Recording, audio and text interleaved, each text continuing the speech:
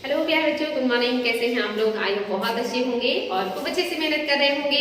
एक दो दिन आप लोगों को क्लासेस नहीं मिली, लेकिन अब आप लोगों को कंटिन्यू क्लासेस मिलेंगी, क्योंकि इन्वायरमेंट बहुत इंपॉर्टेंट है। यहाँ से सभी एग्जाम में क्वेश्चन आते हैं, इसीलिए जो भी टॉपिक आप लोगों को मिल रहा है उसको बार बार रिविजन कीजिएगा और अच्छे से पढ़ाई कीजिएगा। आज जो हमारा टॉपिक है, यहाँ से इंडिविजुअल क्वेश्चंस भी आते हैं, साथ ही कोर्ट में भी आते हैं। तो आज हम देखेंगे भारत के उन महापुरुषों के बारे में या उन व्यक्तित्व के बारे में जिन्होंने हमारे पर्यावरण के क्षेत्र में कुछ महत्वपूर्ण कार्य किया है और जिनके योगदान की वजह से बहुत सारी जो समस्याएं हैं वो सुलझी और इनके योगदान को एग्जाम में भी बार बार याद किया जाता है। तो चलिए देखते हैं कि वो लोग कौन से हैं। तो आज जो आपका टॉपिक है ये है भारत में पर्यावरण संरक्षण, यानी कि पर्यावरण संरक्षण की बात भारत में किसने शुरू की है? तो ये सबसे पहले महात्मा गांधी ने किया था कि जो पर्यावरण है इसका संरक्षण होना चाहिए। आपको पता है कि महात्मा गांधी ने जो औद्योगिकरण हुआ था उसका भी विरोध किया था। इन्होंने कहा कि औद्योगिकरण बहुत ज्यादा नहीं होना चाहिए, क्योंकि इसमें मशीनरी से वर्क होते हैं तो लोगों को बड़े पैमाने पे बेरोजगारी मिलती है। साथ ही ये पर्यावरण के लिए भी अच्छे नहीं है, क्योंकि ये पॉल्यूशन फैलाने का काम करते हैं। तो इस तरह की चीजों का गांधी जी ने विरोध किया था। उन्होंने हथकरघा कुटीर उद्योगों को बढ़ावा देने की बात की थी। उन्होंने इन सारी चीजों का विरोध किया जो भी इन्वायरमेंट को नुकसान पहुंचाते हैं, और ये पहले व्यक्ति है जिन्होंने पर्यावरण के बारे में बात की थी या मुहिम छेड़ा था। और उन्हीं से प्रभावित और भी कुछ महान पुरुष हैं जिन्होंने इस कार्य को आगे बढ़ाया। गांधी जी का कहना था कि जो हमारी प्रकृति है, जो हमारा नेचर है, ये हमारी जरूरतों को पूरा कर सकती है, हमारी लालच को नहीं। यानी कि अगर इंसान बहुत ज्यादा लालची हो जाए और वो सिर्फ अपनी जो है लालच के बारे में सोचने लगे तो उसे प्रकृति नहीं पूरा कर सकती, वो सिर्फ जरूरतों को पूरा कर सकती है। यानी कि जो हमारी बेसिक जरूरतें हैं, जो हमारी साधारण जरूरतें हैं, वो हम नेचर से बहुत आसानी से पूरा कर सकते हैं अगर हम नेचर के साथ सामंजस्य स्थापित करके चलें। लेकिन अगर हम नेचर के साथ सामंजस्य स्थापित नहीं कर रहे हैं या हमारा जो लालच है ये बहुत ज्यादा बढ़ रहा है, तो ये इसको नेचर पूरा नहीं कर सकती। और ये बात बिल्कुल सही है जो कि गांधी जी के द्वारा कही गई है। उन्हीं की विचारधारा से प्रभावित है कुछ अन्य महापुरुष, जिनमें आप देखेंगे कि जो है बाबा आमटे हैं और चंडी प्रसाद भट्ट, यानी कि चंडी प्रसाद भट्ट हैं और सुंदरलाल बहुगुणा, ये चिपको आंदोलन से संबंधित हैं। चंडी प्रसाद भट्ट और सुंदरलाल बहुगुणा, ये नाम एग्जाम में आता है कि ये किस आंदोलन से संबंधित है, और ये जो है संबंधित है चिपको आंदोलन से। और इस आंदोलन के बारे में आप लोगों को पता भी होगा, ये उत्तराखंड के कुमायूं जिले का बात है, जहाँ पर बड़े पैमाने पे पेड़ पौधों की कटाई की बात की जा रही थी या पेड़ पौधे काटे जा रहे थे। तो वहाँ के स्थानीय लोगों ने इस बात का विरोध किया और वो पेड़ों से जाकर के चिपक गए या लिपट गए, और उन्होंने कहा कि आपको पेड़ काटने से पहले हमारी लाशों से होकर गुजरना पड़ेगा या हमें मारना पड़ेगा। तो ये जो आंदोलन है ये चिपको आंदोलन के नाम से विख्यात हुआ, जिसके जो नेतृत्व करता है ये इम्पोर्टेंट है सुंदरलाल बहुगुणा और चंडी प्रसाद भट्ट। ये दोनों लोग जो है चिपको आंदोलन से संबंधित हैं और ये गांधी जी की विचारधारा से ही जो है प्रेरित है। इसके अलावा आप देखेंगे कि बाबा आमटे एवं मेधा पाटेकर, ये दो लोग हैं, बाबा आमटे और मेधा पाटेकर। ये किससे संबंधित है?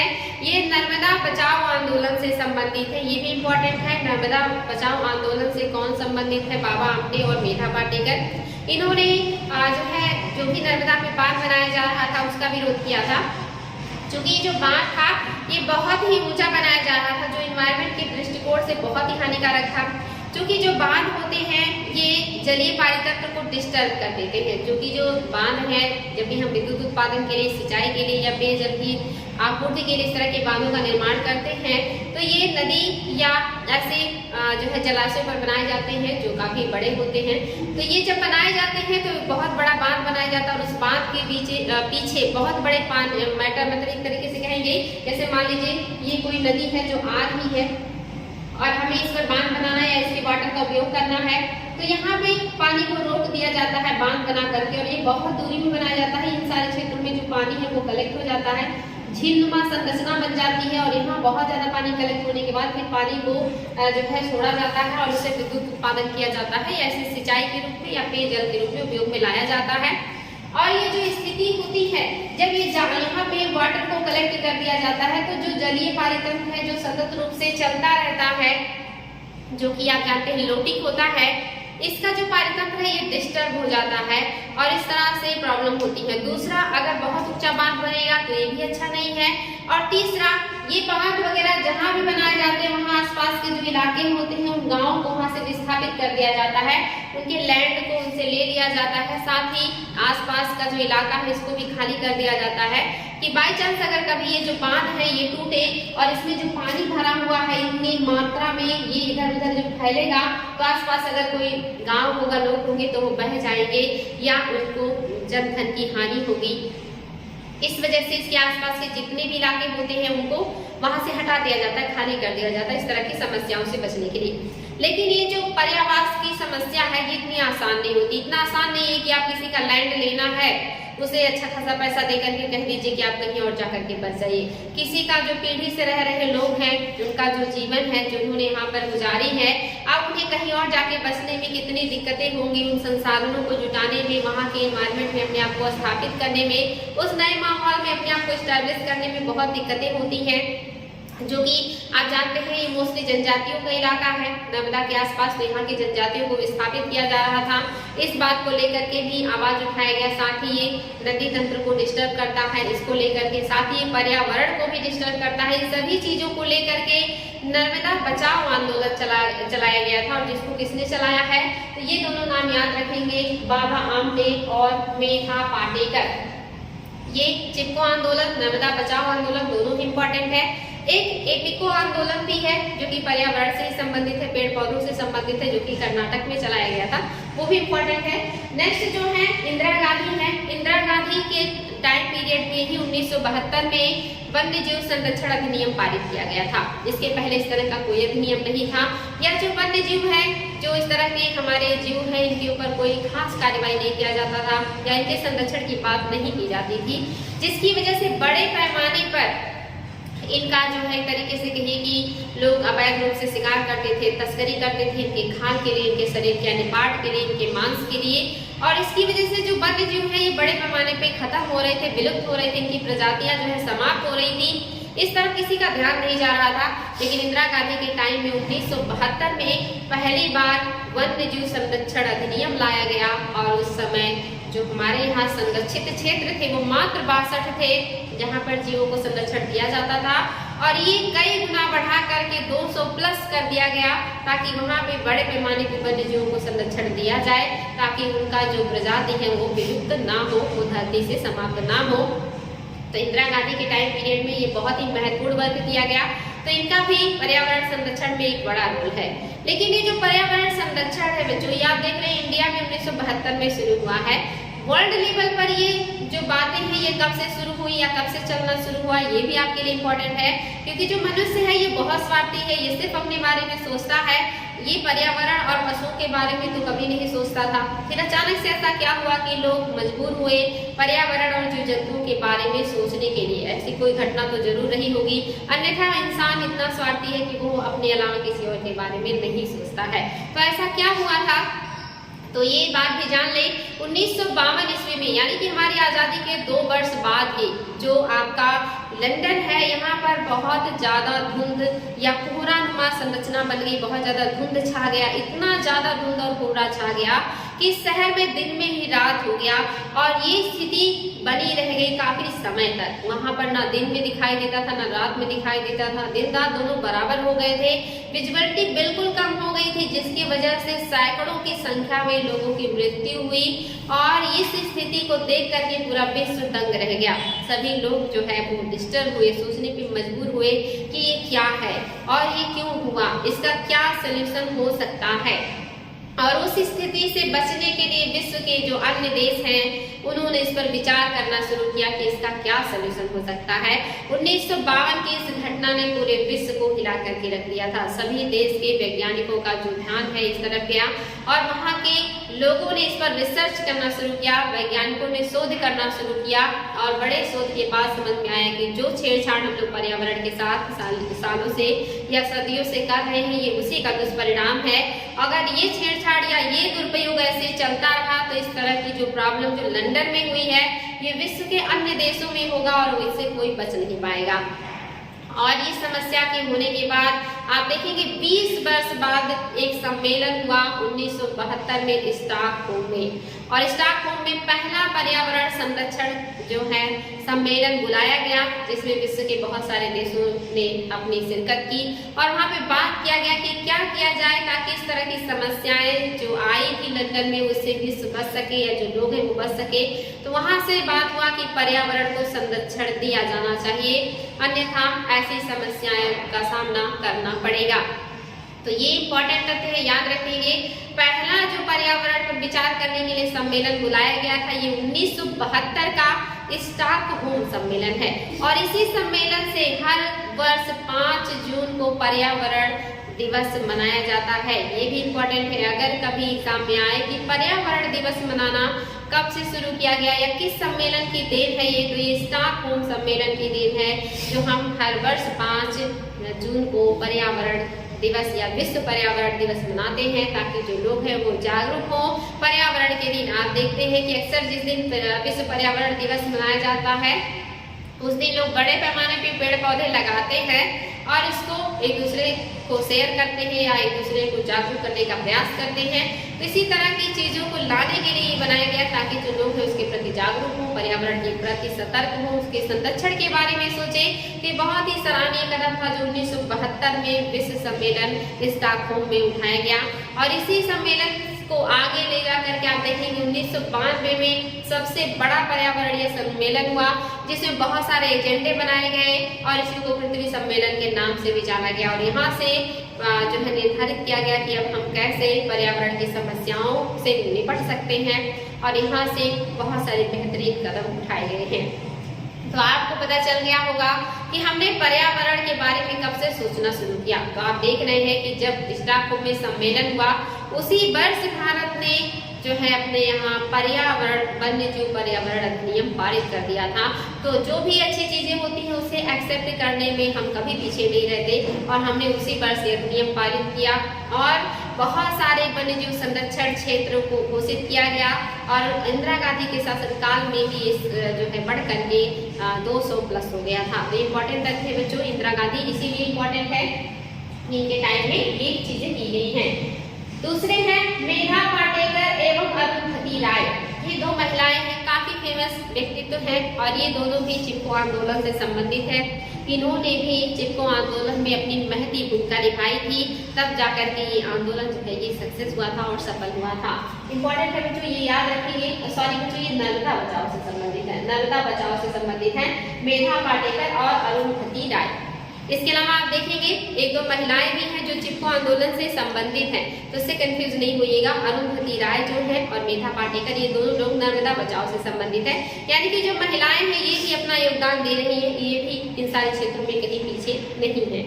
नेक्स्ट है आपका राजेंद्र सिंह। ये इम्पोर्टेंट है क्योंकि एग्जाम में आता है क्वेश्चन कि हम इंडिया का जल पुरुष किसे कहा जाता है। तो ये जो व्यक्तित्व है ये बहुत इंपॉर्टेंट है, राजेंद्र प्रसाद। राजेंद्र सिंह को ही जल संरक्षण के संदर्भ में किए गए प्रयासों के लिए जाना जाता है। इन्हें भारत का जल पुरुष भी कहा जाता है। ये एग्जाम में क्वेश्चन आ चुका है। इन्हें मैक्सेस अवार्ड एवं स्टॉकहोम वाटर प्राइज भी से नवाजा गया है, जिसे नोबल वाटर प्राइज कहा जाता है। नोबल वाटर प्राइज किसे कहा जाता है ये एग्जाम में आ सकता है। तो स्टॉकहोम वाटर प्राइज को ही नोबल वाटर प्राइज कहा जाता है।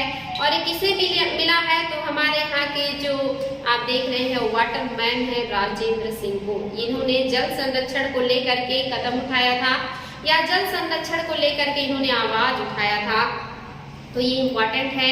राजेंद्र सिंह व्यक्तित्व जो है ये ध्यान रखेंगे, इन्होंने जल के संरक्षण के क्षेत्र में बड़ा योगदान दिया। और बिल्कुल सही है, जल का संरक्षण बहुत ही जरूरी है। अभी इस तरफ कोई बहुत ज्यादा ध्यान नहीं दे रहा है, लेकिन निकट भविष्य में इस तरह की चीजों के बारे में हमें विधिवत रूप से वर्क करना पड़ेगा, सोचना पड़ेगा। क्योंकि जो मीठे पानी के स्रोत हैं ये कम होते जा रहे हैं, जो मीठे पानी का स्तर है ये कम होते जा रहा है, जबकि उसको उपभोग करने वाले लोगों की संख्या दिनों दिन बढ़ती जा रही है। तो आगे चल के हमें जल संरक्षण पर ठोस कदम उठाना पड़ेगा। नेक्स्ट है बच्चों मेनका गांधी। ये भी बहुत इंपॉर्टेंट है। भारत की पूर्व पर्यावरण एवं वन मंत्री रह चुकी है ये, और इन्होंने पीपल फॉर एनिमल संगठन भी बनाया था। तो ये इम्पोर्टेंट है, इन्होंने पीपल फॉर एनिमल नाम का संगठन भी बनाया है जो मेनका गांधी है। नेक्स्ट है आपके जी.डी. अग्रवाल। ये वैज्ञानिक एवं सिविल इंजीनियर थे। ये गंगा बचाओ आंदोलन में सक्रिय कार्यकर्ता रहे। इन्हें पर्यावरण इंजीनियर भी कहा जाता है। ये इंपॉर्टेंट है, जो एग्जाम में आता है कि पर्यावरण इंजीनियर किसे कहा जाता है, तो जी.डी. अग्रवाल को कहा जाता है। इन्हें आज देख सकते हैं, इन्हें स्वामी ज्ञान स्वरूप सानंद, इंपॉर्टेंट तथ्य है, के नाम से भी जाना जाता है। यानी कि अगर एग्जाम में आ जाए कि किसे स्वामी ज्ञान स्वरूप सानंद के नाम से जाना जाता है, या कौन से व्यक्ति हैं जिन्हें पर्यावरण का इंजीनियर कहा जाता है, ये दोनों याद रखेंगे। पर्यावरण का इंजीनियर किसे कहा जाता है या स्वामी ज्ञान स्वरूप सानंद किसे कहा जाता है, ये दोनों ही इम्पोर्टेंट है। ये किस व्यक्ति का है, तो ये आप देखेंगे जी.डी. अग्रवाल से संबंधित है। नेक्स्ट है सलीम अली। सलीम अली तो बहुत इंपॉर्टेंट है, आपको पता है ये पक्षी वैज्ञानिक है। इन्होंने पक्षियों को लेकर के बहुत ज्यादा वर्क किया है और इन्हीं का प्रयास है कि जो आप देखेंगे पक्षियों का स्वर्ग कहे जाने वाला केवलादेव घाना पक्षी विहार, जो कि आपके राजस्थान में है, ये बनाया गया था। यानी कि जो योगदान दिया है इसमें सलीम अली के ही व्यक्तिगत प्रयासों से इस पक्षी अभ्यारण्य को बनाया गया था, जो कि सलीम अली जी है, इन्होंने ही क्या किया है। जो आपका केवलादेव नेशनल पार्क है, इसको घाना पक्षी विहार भी कहा जाता है। चाहे केवलादेव नेशनल पार्क आए या घाना पक्षी विहार आए, दोनों एक ही बात है। ये दोनों पक्षियों का स्वर्ग कहलाता है। यहाँ पर साइबेरियन सारस बड़े पैमाने पे अपने प्रजनन के लिए आते हैं और ये किसके व्यक्तिगत प्रयास से बना है, तो ये व्यक्तिगत प्रयास है सलीम अली जी का।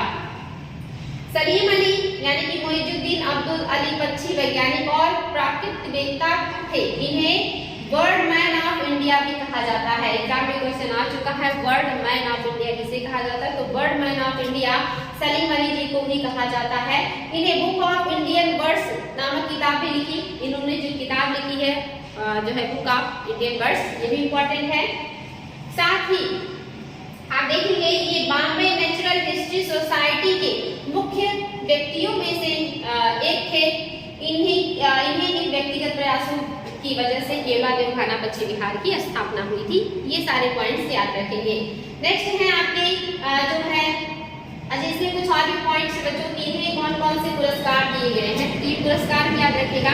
इन्हें पद्म विभूषण पुरस्कार भी दिया गया है। ये इम्पोर्टेंट है, कभी एग्जाम में आ जाए कि पद्म विभूषण पुरस्कार से किस वैज्ञानिक को पुरस्कृत किया गया है, तो सलीम अली को।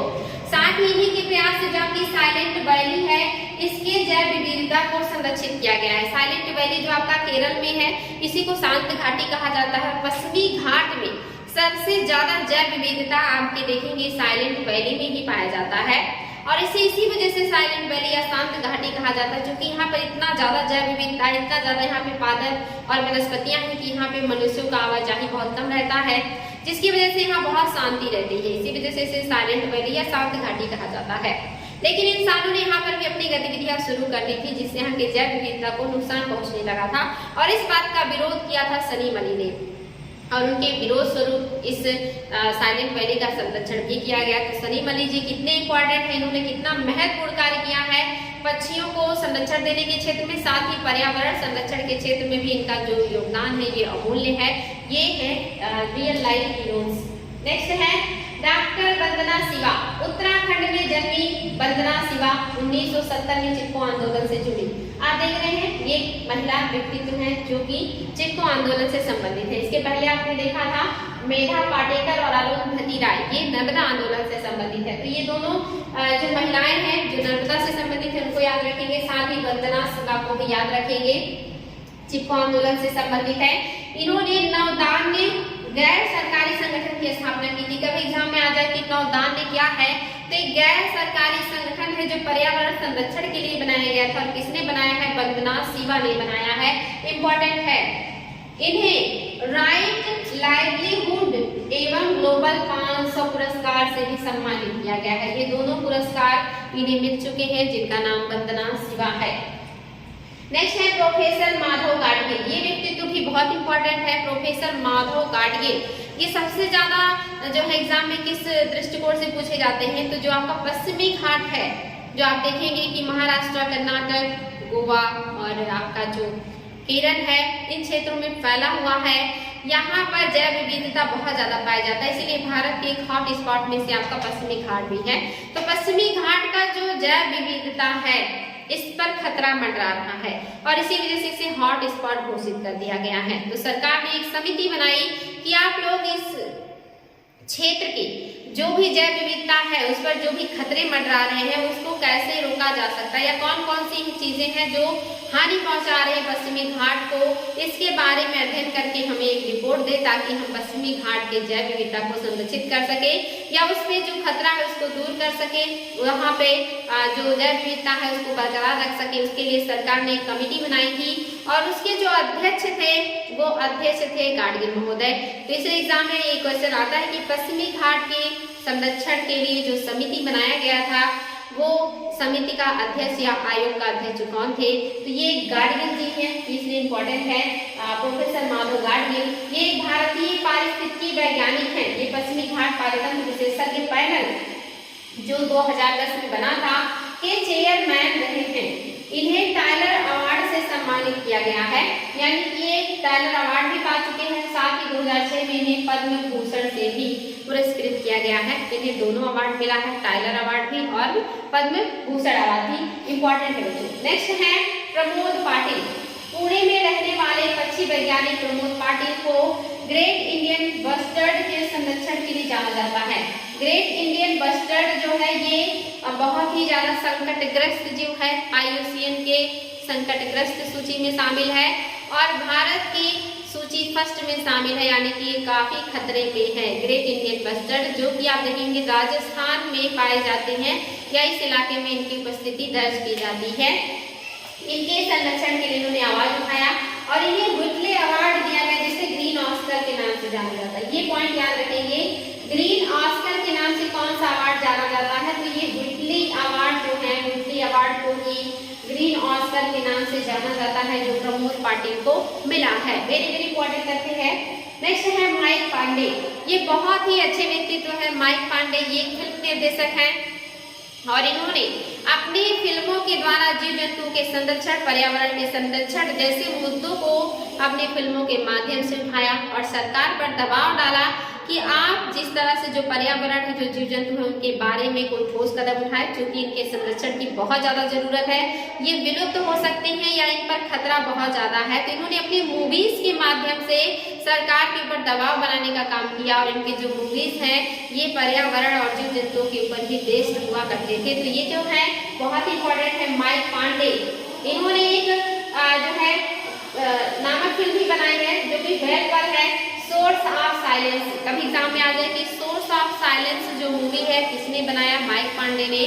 और ये किस पर बना है? तो वेल जो मछली होती है उसी के ऊपर ये मूवी इन्होंने बनाया है, सोर्स ऑफ साइलेंस नामक फिल्म का निर्माण किया। इन्हें हीरो ऑफ एनवायरनमेंट घोषित किया गया। ये इंपॉर्टेंट है, हीरो ऑफ एनवायरनमेंट कौन घोषित किए गए हैं? तो माइक पांडे जी को हीरो ऑफ एनवायरनमेंट घोषित किया गया है। ये बहुत इंपॉर्टेंट तथ्य बच्चों, जो मैं हाईलाइट किए रही हूँ इसको जरूर याद रखिएगा। घोषित किया गया, इन्हें वाइल्ड स्क्रीन पांडा अवार्ड दिया गया है। ये वाइल्ड स्क्रीन पांडा अवार्ड भी पाने वाले व्यक्ति हैं और हीरो ऑफ एनवायरनमेंट भी कहे जाते हैं जो आपके माइक पांडे हैं। इसके अलावा सोनम वांगचुक भी एक सिविल इंजीनियर है। हालांकि इनका प्रमुख क्षेत्र शिक्षा में वैज्ञानिक एवं नवाचार संबंधी सुधार से संबंधित है। इन्हें वर्ष 2018 का रायमन मैग्सेसे अवार्ड दिया गया है। ये आपके एग्जाम में क्वेश्चन भी आया था करंट में कि किन व्यक्ति को रायमन मैग्सेसे पुरस्कार दिया गया 2018 में। तो ये आपके सोनम वांगचुक है और सोनम वांगचुक बहुत ही फेमस पर्सनालिटी हैं। अगर आपने 3 इडियट मूवी देखी होगी तो उसमें जो आमिर खान है उन्होंने ही इनके ऊपर जो है रोल प्ले किया हुआ है। तो ये सोनम वांगचुक का ही एक महत्वपूर्ण रोल है जो 3 इडियट मूवी में आमिर खान ने प्ले किया है। वहाँ आप देख सकते हैं कि वो कितने ज्यादा तेज थे इंजीनियरिंग के क्षेत्र में। इसके बाद है बाबा आमटे। इन्होंने समाज के परित्यक्त लोगों और कुष्ठ रोगियों के अनेक आश्रमों एवं समुदायों की स्थापना की और इन्होंने पूरा अपना जो जीवन है ये वन्य जीव संरक्षण एवं नर्मदा बचाओ आंदोलन को समर्पित कर दिया। इन्हें 1971 में पद्मश्री, इंपॉर्टेंट है, इन्हें पद्मश्री भी मिला है और 1985 में इन्हें रैमन मैग्सेसे पुरस्कार भी मिला है और 1983 में डेमियन डेट्स पुरस्कार, यानी कि ये पुरस्कार इन्हें दिए गए हैं। साथ ही 86 में आप देखेंगे पद्म विभूषण से सम्मानित किया गया और 1999 में गांधी शांति पुरस्कार से इनको सम्मानित किया गया है। तो आप देख सकते हैं कि बाबा आमटे कितना ज्यादा इम्पोर्टेंट व्यक्तित्व है। जितने भी इंडियन महत्वपूर्ण पुरस्कार हैं लगभग वो सारे दिए गए हैं। और बाबा आमटे न केवल वन्य जीव या पर्यावरण से संरक्षण से संबंधित है बल्कि ये समाज सेवी भी है। इन्होंने समाज के परित्यक्त जो व्यक्ति होते हैं उनका भी देखभाल किया, साथ ही जो कुष्ठ रोगी होते हैं जिन्हें परिवार के लोग एक्सेप्ट नहीं करते हैं ऐसे लोगों का भी इन्होंने जो है सेवा किया और ऐसे लोगों के लिए इन्होंने बहुत सारे समुदाय, बहुत सारे जो है संस्थान या संगठन बनाए। तो इस तरह से ये एक पर्यावरणविद भी है साथ ही एक समाज सेवी भी है और इन्हें पद्म विभूषण, पद्मश्री और आप देख रहे हैं गांधी शांति पुरस्कार, इस तरह के रैमन मैग्सेसे पुरस्कार जैसे महत्वपूर्ण पुरस्कारों से नवाजा गया है।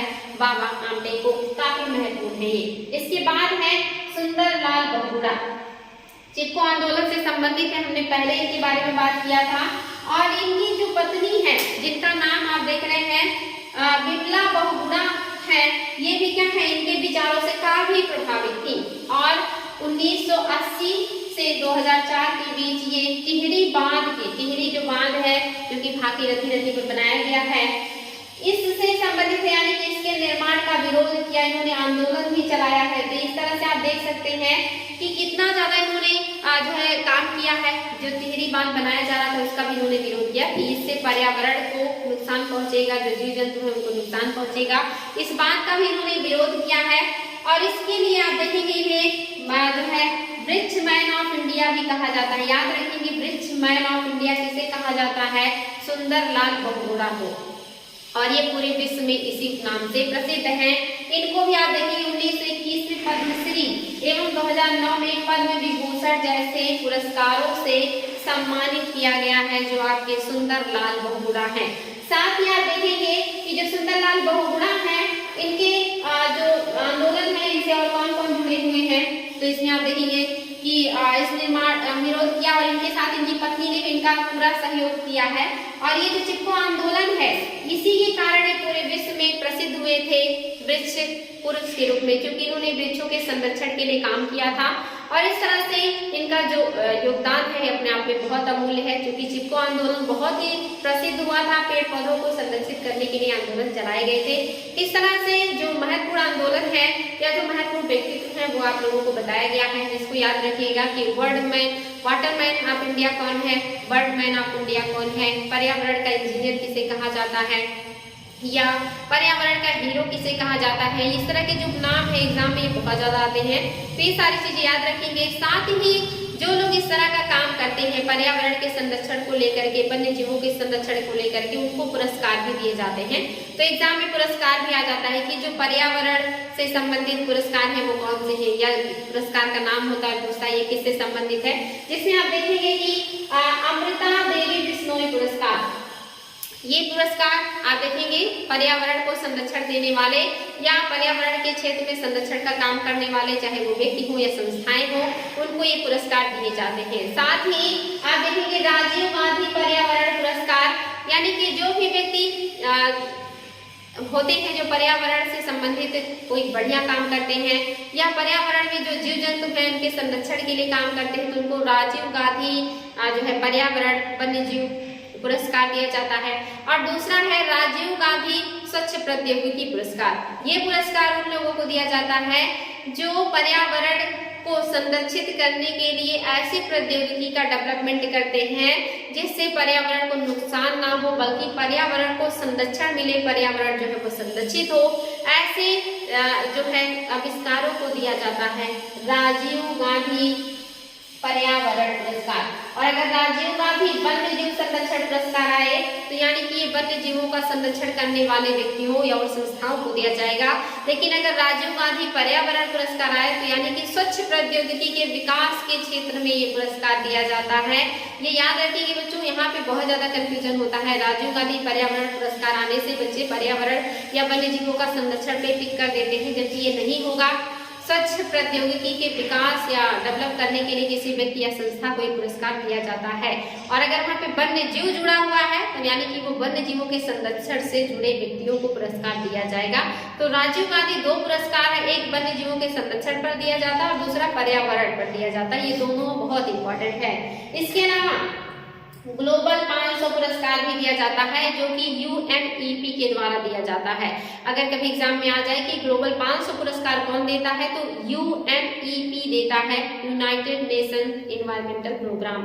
उसके द्वारा आपका ग्लोबल 500 पुरस्कार दिया जाता है और ये भी पर्यावरण के क्षेत्र से संबंधित है। एग्जाम में आ भी चुका है कि ग्लोबल 500 पुरस्कार कौन देता है और ये किस क्षेत्र से संबंधित है। दोनों पॉइंट इंपॉर्टेंट है। साथ ही जो है आप देखेंगे इंदिरा गांधी पर्यावरण पुरस्कार भी दिया जाता है, जो पर्यावरण और वन्य जीवों के संरक्षण के क्षेत्र में दिया जाता है। इस तरह से लोगों को प्रोत्साहन देने के लिए, उनको सपोर्ट करने के लिए इस तरह के पुरस्कार लोगों को दिए जाते हैं। जो एग्जाम में बहुत ज्यादा पूछते हैं वो पुरस्कार मैंने आपके सामने डिस्कस किया है। इसके अलावा सलीम अली पुरस्कार भी होता है, जो कि पक्षियों को संरक्षित करने वाले लोगों को प्रदान किया जाता है। तो ये महत्वपूर्ण तथ्य थे जो एग्जाम में क्वेश्चन बनते हैं, वो सारे आप लोगों के सामने डिस्कस किए गए। फिर हम नेक्स्ट डे नए टॉपिक के साथ मिलेंगे, महत्वपूर्ण तथ्यों के साथ जो एग्जाम में क्वेश्चन बनते हैं और जहां से आप लोगों को बहुत सारे एग्जाम में क्वेश्चन मिलेंगे, कोई प्रॉब्लम नहीं होगा। और आगे जो भी एग्जाम्स आएंगे उसमें पर्यावरण से संबंधित जो भी क्वेश्चन बनेंगे वो आप बहुत आसानी से उसको सॉल्व कर लेंगे और अच्छे नंबर गेन करेंगे। इसी के साथ फिर कल मिलते हैं नए टॉपिक के साथ। थैंक यू बच्चों।